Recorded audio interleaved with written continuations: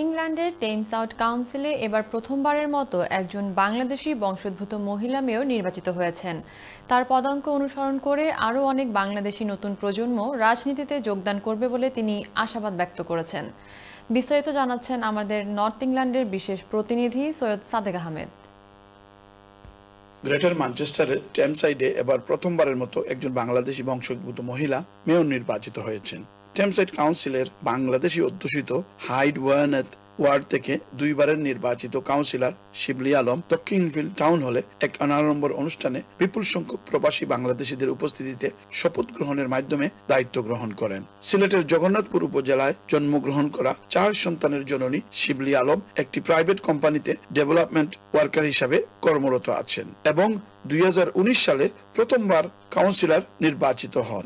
স্থানীয় কমিউনিটির সর্বস্তরের মানুষের সেবায় কাজ করে যেতে চান বলে জানিয়েছেন নবনির্বাচিত mayor Shibli Alam. As the first British Bangladeshi to hold this position, this moment is both a personal blessing and a milestone for our diversity community and reflects the strength of inclusion and the positive contribution of the Bangladeshi community to the public life.